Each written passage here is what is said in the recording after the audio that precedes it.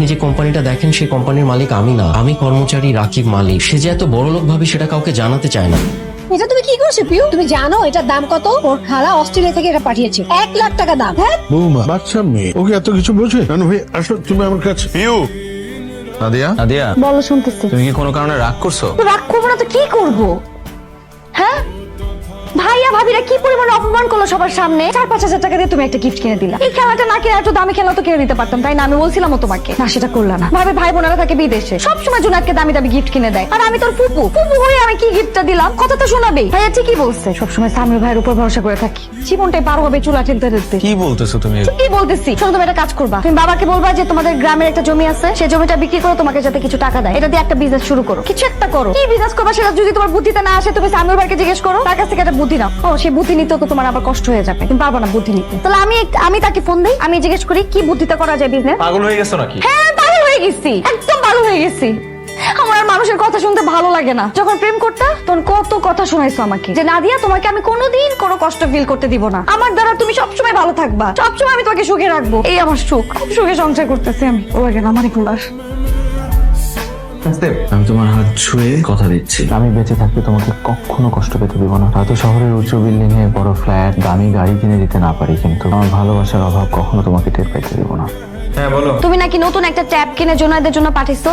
পাঠাইছি তো। কেন, কি হয়েছে? কি হয়েছে মানে? তুমি টাকা কোথায় পাইছো ট্যাব কেনার? আরে টাকা সামিউল দিছে। কালকে ঘটনা শুনে ও খুব রাগ করছে, বললো যে খেলতে গিয়ে ভাস্তি একটা জিনিস নষ্ট করে ফেলছে, এর জন্য এত কথা শোনানোর কি আছে। এটা ওর খুব খারাপ লাগছে। আমি জানতাম এটা সামিউল ভাইয়েরই কাজ হবে। তোমার বন্ধু ভাগ্য দেখলে যে কারো হিংসা হবে। কিন্তু একটা দুঃসংবাদ আছে। দুঃসংবাদ? ভাইয়া তো মহা বিপদে পড়ছে। ওই যে চায়না থেকে কি নাকি ইম্পোর্ট করতে চাইছিল, এই জন্য তো বাড়ি মর্গেজ লাগছিল। তারপর তো সব প্রোডাক্ট এই কাস্টমসে নাকি আটকায় রাখছে, কন্টেনার নাকি কিচ্ছু বের করতে পারতেছে না। তুমি জানো 6 কোটি টাকার প্রোডাক্ট ছিল এখানে। তুমি বুঝতেছো ব্যাংক থেকে কত পরিমাণে প্রেসার আসবে? আমি শুনলাম ভাইয়ার নামে নাকি তারা মামলাও করতে পারে। মাম্মা মাম্মা কি হইছে মাম্মা? কি হয়েছে পিউ? ওর সমস্যা খারাপ লাগতেছে? হ্যালো, আপনাদের বাচ্চার হার্টে একটা ছিদ্র আছে। হার্টে ছিদ্র মানে? হঠাৎ করে হার্টে ছিদ্র কোত্থেকে আসলো? না না, হঠাৎ করে না, এটা জন্মগত। বাচ্চা যখন ছোট থাকে তখন এগুলো পাওয়া যায় না, বড় হয়ে যখন একটু হালাকি করে দৌড়দৌড় করে তোমরা করে তখন ঘাবড়াবেন না, আমাদের এখানে চিকিৎসার ব্যবস্থা আছে। ওর ওপেন হার্ট সার্জারি করবো। Open heart? কি বলতেছেন আপনি? এতটুকু ছোট বাচ্চার ওপেন হার্ট কি করে হয়? এটা ছাড়া আর এটা করতে হবে, আমি দ্রুতই করতে হবে। কিছু খরচাপাতি ব্যাপার আছে, তাই কমা লাগবে।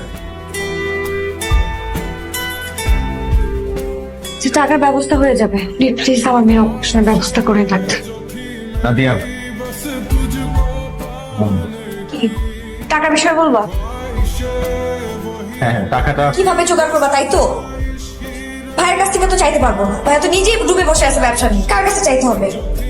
সামিউল ভাই আছে তো, এক সামিউল ভাই, তার কাছে চাইতে হবে, তার কাছে চাইতে হবে। না, আমি তুমি কি চাইতে পারবে না তাই তো? লজ্জা লাগবে তোমার কাছে চাইতে, তাই না? আচ্ছা চাইতে হবে না, এমনি সময় তো সবসময় চাও, সবকিছু করো তাকে দিয়ে। এখন আমার মেয়ের অপারেশন তুমি চাইতে পারবা না, ওর চাইতেও হবে না। তোমার যদি এতই লজ্জা লাগে, এতই যদি তুমি কিছু করতে না পারো, আমি দরকার তার সাথে কথা বলবো।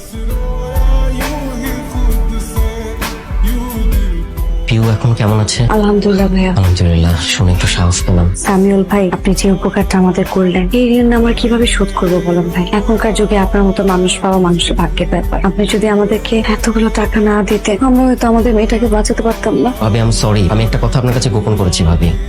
আপনি যে প্রশংসা করছেন, যা কিছু বলছেন আমি করেছি, তার কোনো কিছুরই যোগ্য আমি না। আমি ওর জন্য কিছু করিনি, আমাকে কিছু করতে হয়নি, যা কিছু করার রাকিবই করেছে। মানে? আমি অনেকদিন ধরে একটা কথা আপনার কাছে গোপন করেছি। আপনি যে কোম্পানিটা দেখেন সেই কোম্পানির মালিক আমি না, আমি কর্মচারী রাকিব মালিক। সে যে এত বড় লোক ভাবে সেটা কাউকে জানাতে চায় না। কত কত মসজিদ মাদ্রাসা যে রাকিবের টাকায় চলে তার কোনো ঠিক ঠিকানা নেই। প্রায় 300 ছেলেপেলের ভরণ পোষণের দায়িত্ব নিয়ে নিয়েছে শুধুমাত্র রাকিব।